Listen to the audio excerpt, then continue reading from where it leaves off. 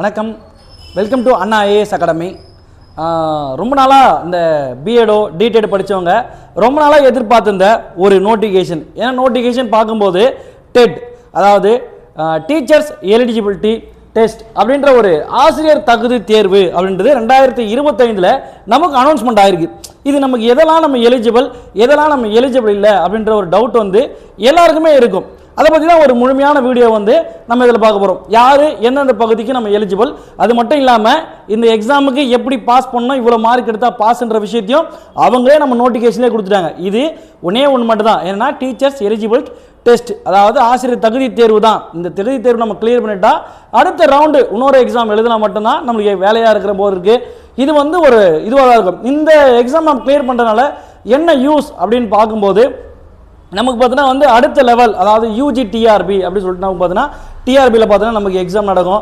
அந்த எக்ஸாம் நம்ம கிளியர் பண்ணுறதுக்காக வந்து ஒரு கீ, அதாவது நம்ம டிஎன்பிசி தேர்வுகளை எழுதும்போது பிரிலிமினரி தேர்வு எப்படி இருக்கோ அதே மாதிரி ஒரு தேர்வு தான் பார்த்தோன்னா இந்த தேர்வு. ஃபஸ்ட்டு இந்த தேர்வுக்கு பேப்பர் 1 பேப்பர் 2 அப்படி சொல்லிட்டு பார்த்தோன்னா 2 விதமான செக்மெண்ட்டில் இருக்குது.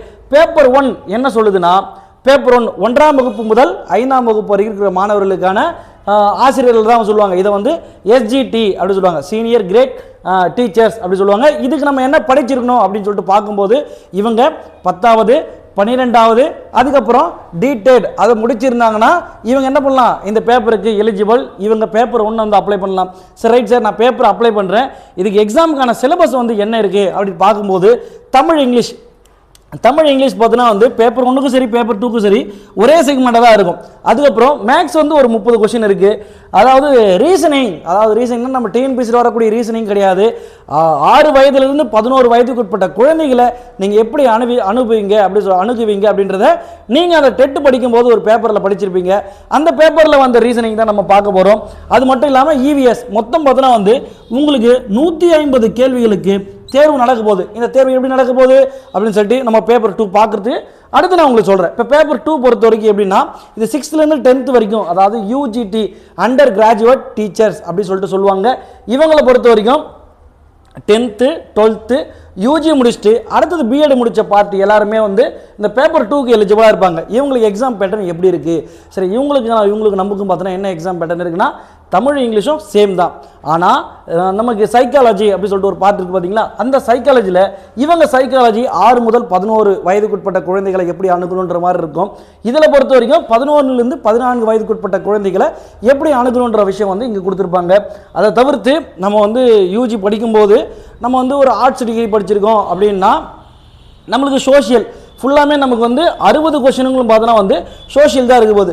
இல்லை சார், நான் வந்து கெமிஸ்ட்ரி படிச்சிருக்கேன் அப்படி சொல்லிட்டு பார்க்கும்போது உனக்கு ஃபுல் அண்ட் ஃபுல் எப்படி தான் இருக்க போகுதுன்னா சயின்ஸ் தான். 60 கேள்விகளும் உனக்கு சயின்ஸ் கேள்விகள் தான் இருக்க போகுது. அதை தவிர்த்துட்டு இல்லை சார் நான் மேக்ஸ் படிச்சிருக்கேன் அப்படின்னா நீங்கள் என்ன படிக்கணும்னா சயின்ஸ் ப்ளஸ் மேக்ஸ் 60 கொஸ்டின் வந்து நீங்கள் படிக்கிற மாதிரி இருக்கும். இதுதான் வந்து உங்களுக்கான எக்ஸாம்ஸுக்கான சிலபஸாக இருக்க போகுது. சார் கேள்விகள் எங்கிருந்து அமையும், எப்படி அமையும் அப்படின்னு சொல்லிட்டு பார்க்கும்போது கேள்விகள் வேறு எங்கேயும் போத்தவில்லை. இப்போ டிஎன்பிசியில் நிறைய சிலபஸ் மாற்றிருக்காங்க. இப்போ கேள்விகள் எங்கிருந்து வந்துச்சுன்னு சொல்லிட்டு ரொம்ப கன்ஃபியூஷனாக இருந்தீங்க. இங்கே எந்த கன்ஃபியூஷன் தேவையில்லை, ஸ்கூல் புக்கில் இருந்து மட்டும்தான் நமக்கு கேள்விகள் வரப்போகுது. கேள்விகள் எங்கிருந்து வரப்போகுது அப்படின்னும் போது 1ஆம் வகுப்பு முதல் 10ஆம் வகுப்பு இருக்க நமக்கு ஸ்கூல் புக்கில் இருக்கிற கேள்விகள் மட்டும்தான் வர மாதிரி இருக்குது.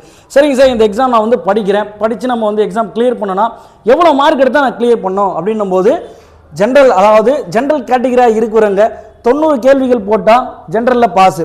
அதே பிசி எம்பிசி எஸ்சி அந்த கேட்டகரியில் இருக்கிறவங்க 82.5 கேள்விகள் போட்டால் வந்து பாஸ் ஆகிற மாதிரியும், எஸ்டி கேட்டகரியாக இருக்கிறவங்க 60 கேள்விகள் பார்த்தோன்னா வந்து பாஸ் அப்படின்ற மாதிரி வந்து சொல்லியிருக்காங்க. இந்த தேர்வுக்கு, அதாவது இந்த நம்ம டெட் எக்ஸாமுக்கான தேர்வுகள் என்றைக்கு நடக்க போகுது அப்படின்னு பார்க்கும்போது பேப்பர் 1 நவம்பர் 1ஆம் தேதியும் பேப்பர் 2 நவம்பர் 2ஆம் தேதியும் வந்து எக்ஸாம் நடக்கிற மாதிரி இருக்குது. அப்போ ஏறத்தாழ நம்மளுக்கு எவ்வளோ நாட்கள் இருக்குன்னா ஒரு 90 நாட்களுக்கு மேலே நமக்கு வந்து எக்ஸாம்ஸ் வந்து இருக்கிற மாதிரி இருக்குது. அதாவது 85லேருந்து 90 டேஸ் நமக்கு வந்து எக்ஸாம் இருக்குது.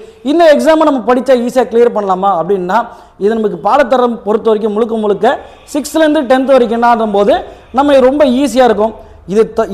இந்த டெட்டு சம்பந்தமாக இன்னும் மேலும் தகவல்களை நீங்கள் அறிந்து கொள்ளுங்க.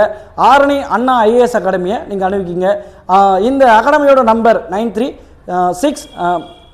93866200 என்ற எண்ணுக்கு நீங்கள் காண்டாக்ட் செய்து நீங்கள் தெளிவாக நீங்கள் ஃபாலோ பண்ணிக்கங்க.